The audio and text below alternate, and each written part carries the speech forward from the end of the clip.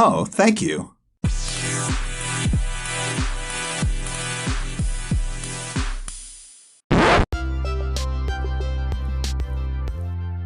Hey everyone! Before we get this episode started, also, I wanted to sound like a YouTuber, that's why I started off with, hey everyone, like, subscribe below. You know how YouTubers are. Okay, but before we get started, I want y'all to know we are going extra big with the All-Star season of Vulnerability Time podcast. So, guess what? We got video podcast.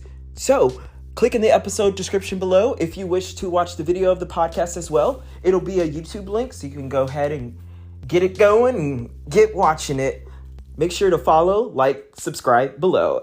Such a YouTuber, right? Anyways, folks, enjoy the episode.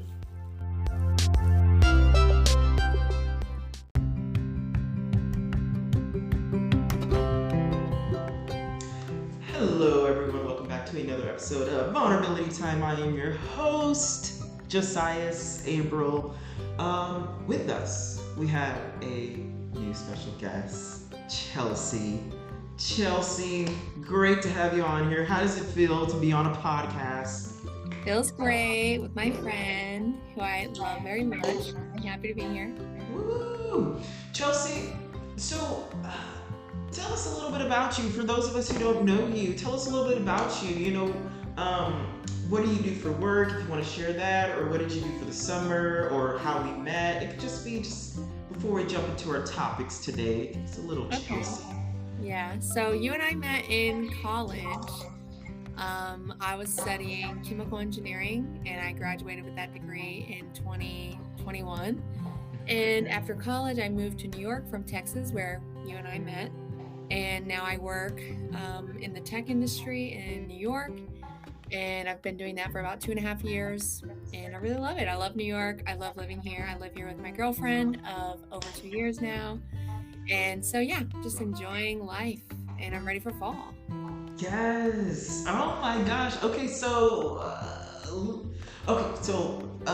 before I forget. Okay, so folks, our topic, speaking of girlfriend, our topic today is going to be Chelsea's coming out story, accepting herself, and just bringing our authentic self every day. But before we get into that, so what part of New York are you, like in like Big Apple, downtown New York? No, I'm in like upstate New York. So I live in like these mountains. It's really beautiful where I live. It's like mountains. I go hiking all the time. And I'm only like an hour and a half away from the city. So like anytime I want to go down to the city, I just take the train down. Super cheap. So I can go down to the city whenever I want, but I can also go hiking whenever I want. So it's really beautiful where I live. I really am thankful that I live here. Best of both worlds. New York has mountains? Yeah, I live in a valley, so it's like mountains all around me. It's so beautiful. Shut all the front doors. What? New Yeah. York has mountains.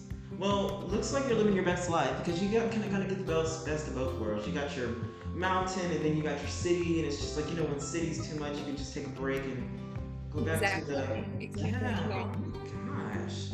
So you already mentioned something about girlfriend.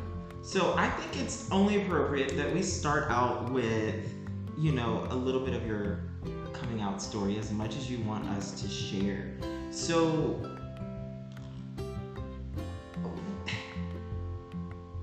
what's the beginning of that? Like, what do you want us to know about your coming out story? Like, anything that'll inspire us, or just anything. Like, what does that look like for Chelsea?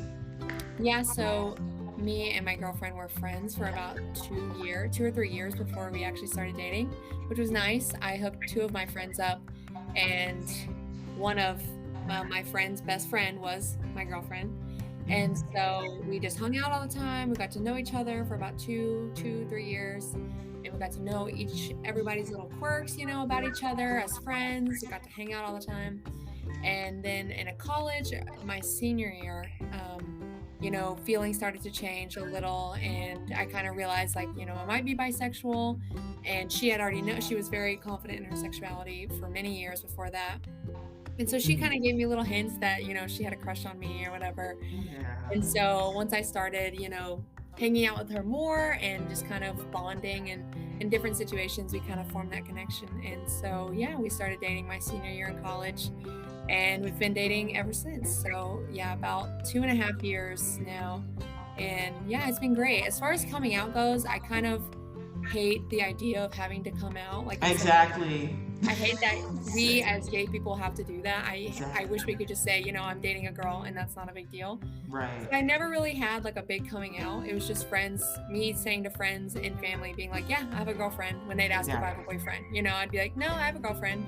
Yeah. And, we're together. And so, and I've really not had like major issues with that. No one's come up to me and been, whoa, like, you didn't tell me anything about this. Like, so it's been really good. Like, my friends have been really supportive. My family has been extremely supportive. So, yeah, so it's been great. And, I think we have a long future together. And I hope, one day we get married and have little babies running around. So, Yes. Oh my gosh. Okay, yeah, that's what's beautiful. That's what's beautiful. Like, already having that like friendship foundation, because it's like honestly, like that is like one of the most important things in like a relationship. I know like our generation doesn't really like do that. We kind of like things to go like quickly, but it's just like feelings come and go. It's that friendship foundation that has to be had, because we're humans. Our feelings are volatile. Our feelings can change based off circumstances, but it's like that friendship foundation is extremely important to get people through a romantic relationship. I feel like, and because you wanna know the person. exactly.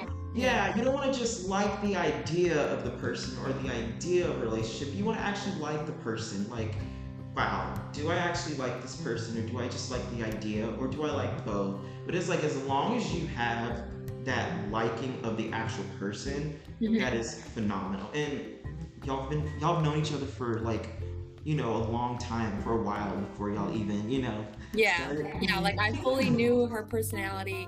Like I knew how funny she was. I knew I liked hanging out with her for like long periods of time. So I think all those things really helped build like a really strong relationship, because when we started dating, I knew I was moving to New York. Like I had already had those plans. So I kind of told her when we started dating, we're going to start dating, but I'm moving in, whatever it was, 6 months or whatever. So like, are we going to last? Is this like a long-term thing? And I think we both just talked it out, and we both were like, yeah, we think this is long-term. Like we'll do long distance. And so we did long distance for almost a year, and that was pretty rough. I'm not Of gonna lie. course. Yeah, it was rough for sure. But we visit each other like at least once a month, or around once a month. So our bank accounts were not very happy, but we made it work and we made it last. And we always said, if we can make it through long distance, we can probably make it through anything. And I think that's been so true. Like we Very true. make it through anything now that we've made it through long distance, because that was really, really hard. So I think that helped us like build really great communication, and just being able to talk about issues we have. I think that's helped that whole area of our relationship a lot. So yeah. Exactly. That's also two things. Because I mean that is important. See, because of that friendship foundation, I truly feel like that definitely helped. During that long distance relationship thing. And by the way, just to clarify for folks, when I was mentioning those things about the friendship foundation, it took me a while to learn those things, folks. I don't want to make it seem like I'm attacking our generation, but it is something that it's not really like that. I don't know, no one in our generation to be friends with a person. And I've been that individual too, so literally no shade, it's just an observation. That but yes, okay. Something that I like that you said about the whole like just coming out in general, like I wish that wasn't a thing, because honestly, that never really was a thing, because 98% of humanity is sexually fluid. Fun fact, I'm not gonna folks who have listened to season 2 and season 3 and season 1, I think, of the podcast know like the whole history behind sexual orientation. That is a modern age concept that never existed back then. Never. People are like, oh, but the Bible says this, and I was like, oh, look where the Bible was originally, and then look how there have been some changes made, and then look who made those changes, and then revisit the question of, oh, yeah, that probably wasn't how it was back then. And I was like, exactly. Just like it wasn't. Yeah, so fun fact, and in fact, the implication of the whole same-sex thing was to, I'm not going to go too into it, folks. If you want to do your research. But it was a separation mechanism and a control mechanism because, kind of like divide and conquer, controlled. If someone's trying to question your own actions, it's best to, fake a rule. It's best to fake a rule. Yeah. Y'all, if y'all know who King James was, y'all would see why he decided to change some things, because the man liked the little boys, and it's just like, okay, so we'll just, put, man shall not sleep with man in the Bible. I was like, that's not where it meant. That the original word said man shall not sleep with little boys, because it was normal back then for rich folks to sleep with children. And how effed up, right? Girls weren't even considered in that, even though obviously, Yeah. And it was also a religious practice for different religions, for older rich people to sleep with children. But King James liked sleeping with little boys and little girls, and he's like, oh, let's change that. And then the word homosexuality wasn't even a word back then. That word is an 18th century word, late 18th century, and it didn't even mean same sex. It meant sex education of just humans, because us as humans, we're homo sapiens. Mm-hmm. So that's what homosexuality meant. But it wasn't until 1932 or 1936 that it got put into the Bible, and it was part of a. It was part of the whole. It's a German word. It was part of the whole, Nazis' agenda. So they got that far to, manipulate religious texts towards gay people, and if they were to fully, go through with their plan, I feel like some years after that they would have found a way to manipulate, Jewish people within religious texts. It's just really interesting, to know where that comes from, because I'm just like, this is not necessarily something people can choose. You know what I mean? Like, if you're right, like if you're attracted to both, okay, I guess you can choose who you end up in a relationship with, but you cannot choose who you're attracted to. Yeah, exactly. Yeah. So it's just like, it's not fair that people have to suppress that and then miss out on the greatest love of their life. Yeah, exactly.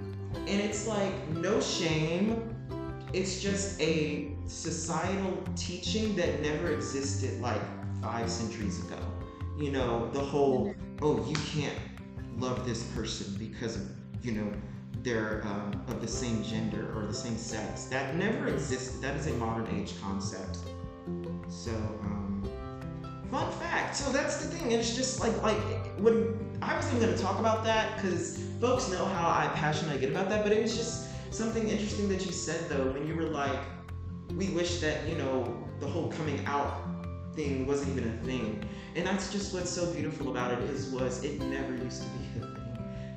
That is so new, and we're just so conditioned with that, that's our normal. But like, if we go, like, if like people from like 10 centuries ago came and like looked at us, they would think that we're weird for having coming out things, because that wasn't a thing.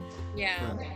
I hope in the future, it's not a thing at all. I hope. Right, exactly. Because that's just thinking. I was just like, big whoop, like, shoot. So I'm just like, as long as I get an invite to the wedding, go for it. Yeah. But so that's what that is. Fun fact. So I like that you mentioned about that. Okay, so the whole aspect. I'm sorry. Did you have anything to say? Any comments before we move on? Okay. Have you ever heard anything about that? No, I haven't. You educated me. Yeah. Oh, yeah, and it's something that like a lot of people obviously understandably would get like uncomfortable with, because it's not what we're taught, and especially the fact that faith is something that people hold very dear to themselves. So it's definitely understandable that once something so dear and so vulnerable is met with some challenge, that it would make people uncomfortable. Yeah. But, this is to all the people who are suppressing it because they think that it's wrong. Just like, I promise you it's not. You're worth the love. And then it's also really hard because it's like people are scared to, and I used to be scared too, because it's a lot of times it's not just, oh, we're scared of ourselves. It's more so we're scared about what people are gonna think.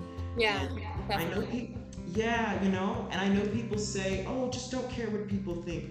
That is hard, okay? Because, you know, there's different contexts of what people think. Like, you don't want the wrong person thinking the like wrong thing. Like, you don't want your parents thinking a certain thing because their thoughts can turn into actions. You exactly. know what I mean? Or your Yeah. boss, or you know. Yeah. Yeah.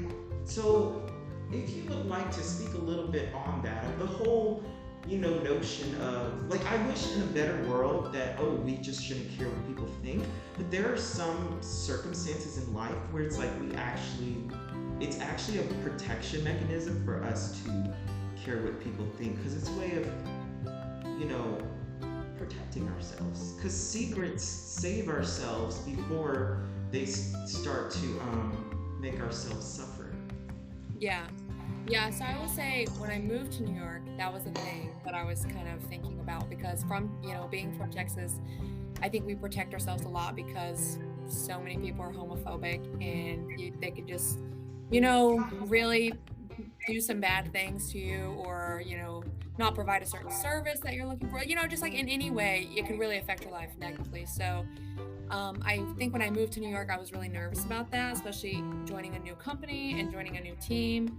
I kind of hid that for a while, that I had a girlfriend and, you know, that she was part of my life. So I hid that for a while. And then with my like immediate team members, it got to a point where we were so close, and it was so hard to eliminate her from my life that I was just like, I have to just, you know, be who I am.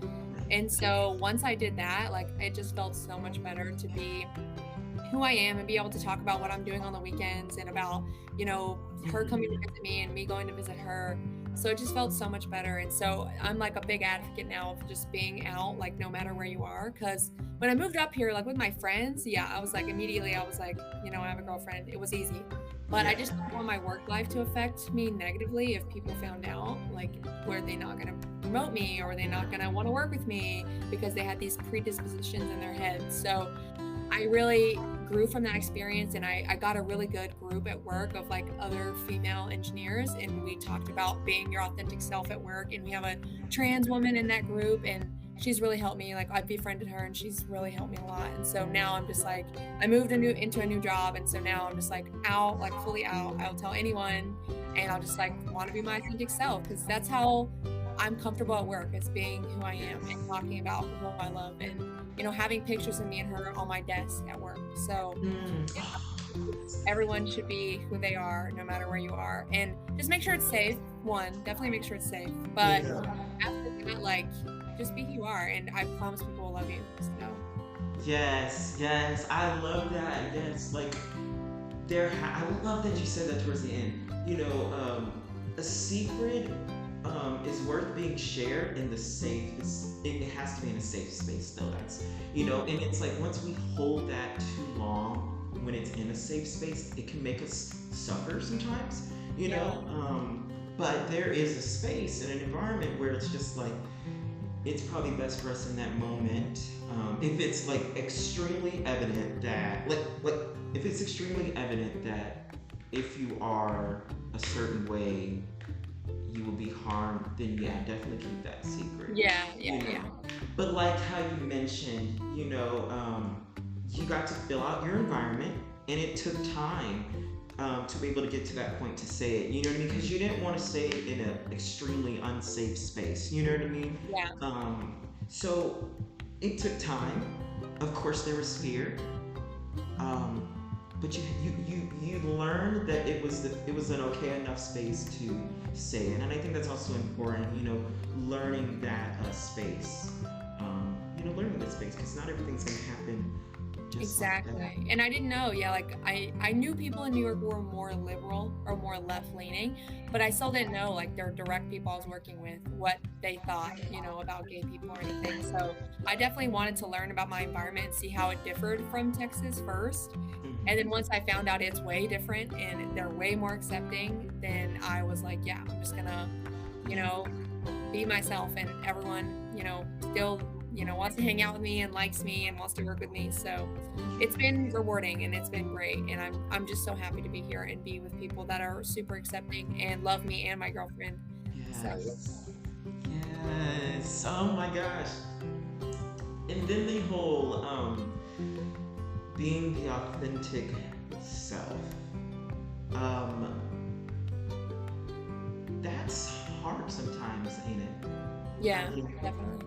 obviously, I know that's not like that's that, that answer. I mean, that statement, it doesn't just come immediately, because like we were saying, it can be like certain environments can make that extremely like,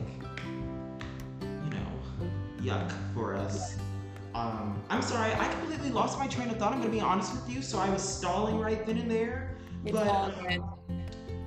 Yes, I do it a lot. I don't always know how to stall the best. But we love that. But what we can do is, I feel like the whole here, what was it? Yes, accepting yourself.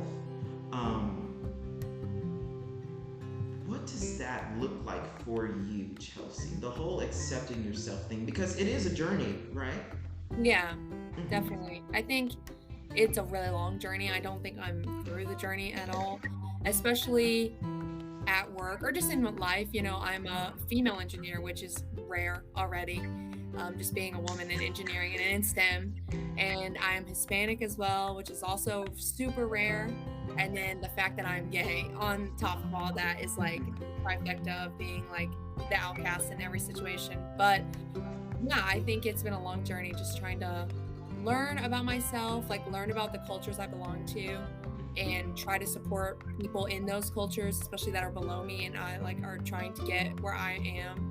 And so yeah, I've been like, I'm such a history nerd, so I've been trying to like dive deep into history and the history of queer people and the queer movement, and Hispanic history, and learning about different Hispanic cultures, not just my Mexican culture, and just like trying to make a world that I like living in, because for a long time, especially growing up, being half Hispanic and half white, I never felt like I belonged in either culture.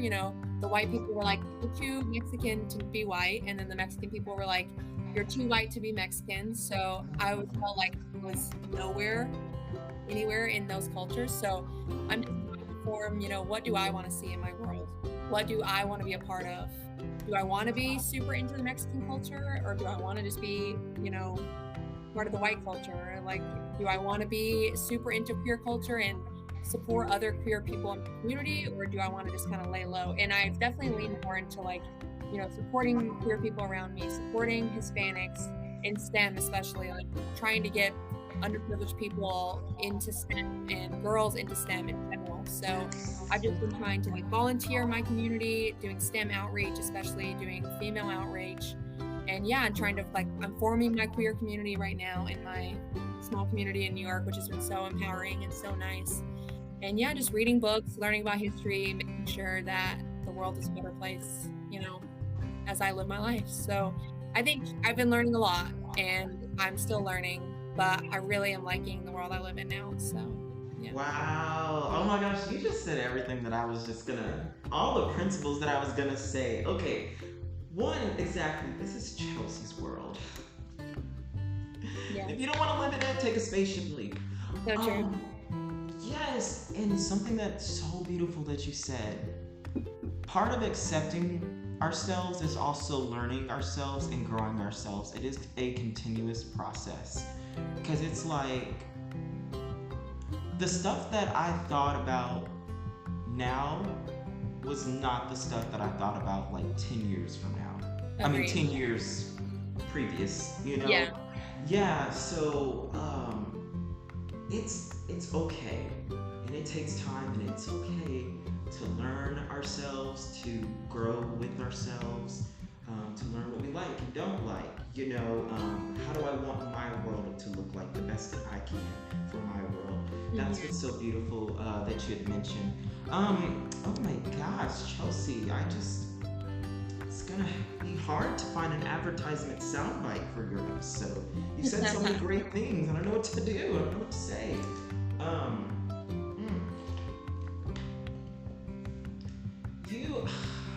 I just would say this, like the Chelsea that I knew then, I think she would be so proud of the Chelsea that I see now.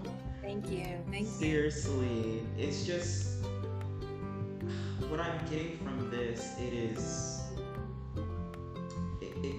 It looks like confidence. It looks like respect. Yeah. It looks like inspiration. That's what you're getting off. Yeah. This is your world. This is your life. This is Chelsea's life. Yeah. Yeah. So I love that. I'm loving that. And like you said, like you're having that building of community, and things of that nature. Thank you, Chelsea. Thank you. Yeah.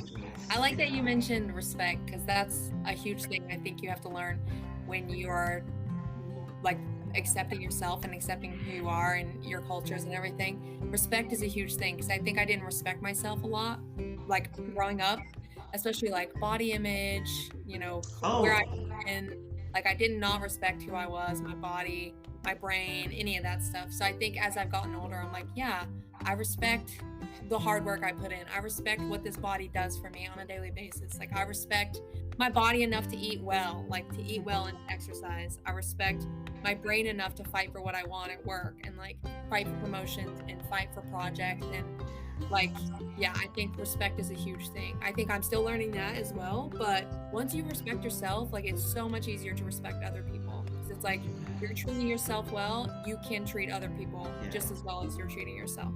It's a projection. Yeah, exactly. And I think being in a relationship has helped that a lot. Like she's helped build my confidence, and I think I've helped build her confidence, and we just grow from each other every day. So I think growing in different ways, being full-rounded people, in all the different aspects, I think has helped a lot. So yeah. Yes, that is the best. Like when your partner, y'all just can learn and grow from and with each other. That is beautiful. That's what I love. I remember, oh my gosh, two things. Well, one more thing before we close out, unless you have anything else you would like to say, and I'll ask you towards the end. But I remember when you had posted on your Instagram story and on your Instagram, you and your girlfriend, y'all were at some event. Yeah. I was so freaking happy. Remember, I had even posted it on my story, and I was like, this is just so beautiful, like seriously. And then I went on your Instagram, obviously I liked the photo, and and just all the likes that you've gotten, it just made me so happy to see that support. Me too, yeah, me too. Because I was going on there to,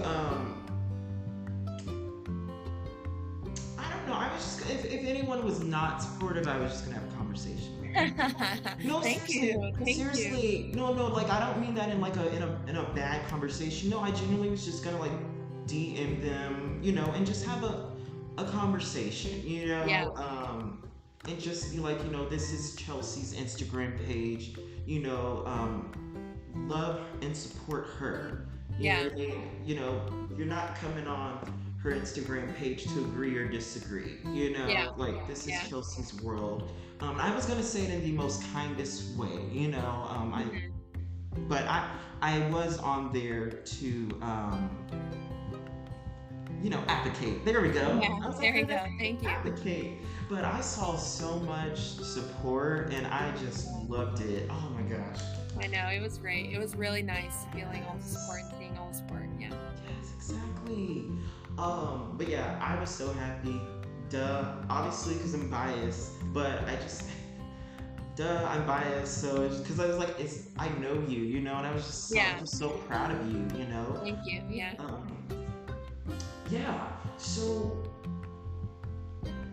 before we close out, do you have anything else you want to add? Because I'm going to ask you one more question, but is there anything else that we didn't touch on that you would like to touch on? Yeah, I'll just say, speaking of Instagram and me posting about us on Instagram, I will say relationships aren't always what Instagram looks like.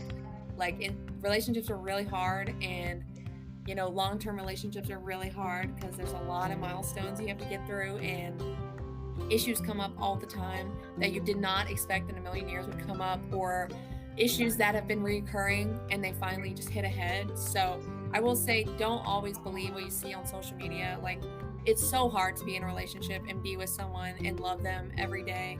Like, I am head over heels for my girlfriend, but we have to work through a lot of stuff a lot of times. So just work on yourself before you jump into anything, because if you're not like a full-fledged human being that can work through stuff, then you will not last in a relationship, and you might really hurt that person and yourself. So just really work on you, because our relationship happened because we weren't looking for anything, and I think we were both full-fledged human beings that were not trying to hurt anyone, not trying to get revenge on anyone. We were just trying to genuinely be ourselves, and I think that's helped a lot, us have good communication and work through issues that come up, and we're able to respect one another and communicate and not talk down to each other and just be understanding and not defensive at all. And so I will say, work on yourself. Don't believe what you see on social media, and you will find someone that you could last a long time with. So, yeah.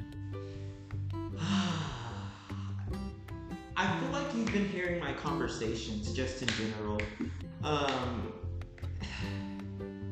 Exactly. Yeah. That's all I'm saying. Exactly. And that's something that honestly, I'm not gonna go too much into that, because I don't want to make this episode about me, because this is your world. I'm just living in it. Is me and my man, my cowboy. That whole working on yourself aspect. I've always been working on myself for the longest time. Mm-hmm. But it wasn't until I got into a relationship is when I see how beneficial it is to, be working on yourself and have the other person also working on themselves as well. Mm-hmm. And that played a part in the type of communication that we did have. And communication is key. Yeah. It is so much key. So it's just because it's we, experience stuff that we never thought that I never thought, I would experience. I just didn't think to experience that in a relationship, Yeah. And it's just communication, and we both project the work that we do. We both project the great aspects. We both project, the areas of growth. We're able to be that vulnerable to, show each other our areas of growth. Mm-hmm. But to know that, we also work on it, and that it is, a process and a progress, not just stagnant and Exactly. toxic, Yeah. Okay, so I'm gonna do that as a soundbite. What you had just said, I'm gonna do that as the advertisement soundbite. I don't know. Okay. I'm gonna pick 3 sound bites, and I'm gonna DM you, and you pick which one, because I'm very indecisive. Okay, that works. Yeah, you said way too many great things, and I was like, okay, well, now I don't know how to soundbite this. So we love it. That's a good thing, though. Whatever works. Yeah. Exactly. Okay, and lastly, Chels, what would you say to the younger you, or anyone else who is in the position of the younger you? What advice would you give them? Yeah, I would say you're not lucky, you're smart, and you're blessed. You're not lucky at all. You work really hard for everything that you get. I used to think for a long time I was just lucky. That's why I got good grades. And no, I was really smart and I worked really hard. So I would say you're not lucky, you work hard, and you deserve everything you get. I would say definitely accept yourself no matter what situation you're in. Work on accepting yourself. It's going to be a journey, but the earlier you do it, the better life you'll have. So just work on accepting yourself and love the people around you. Be kind to people. And just do you, keep working hard, and you will go so much further than you ever thought you would. There is no ceiling to what you could do. So yeah. I think that's gonna be the soundbite advertisement. I'm not sure. This shit is too good. What? Chelsea, I'm so proud of you. Seriously, I'm so freaking proud of you. Thank you. I'm proud of you, friend. Thank you. Folks, because I actually needed to hear that first part because, like, I mean, I'm still in school right now. I'm about to graduate with my master's degree, and then I hop right into my doctorate degree in January of 2024. And something that I always thought was just like, oh, you're just lucky, you know, and smart, but you're more lucky. And then it's just like, no, like I put in the work to do this. You know, there's no way my grades are this consistent just based off luck. You know, exactly.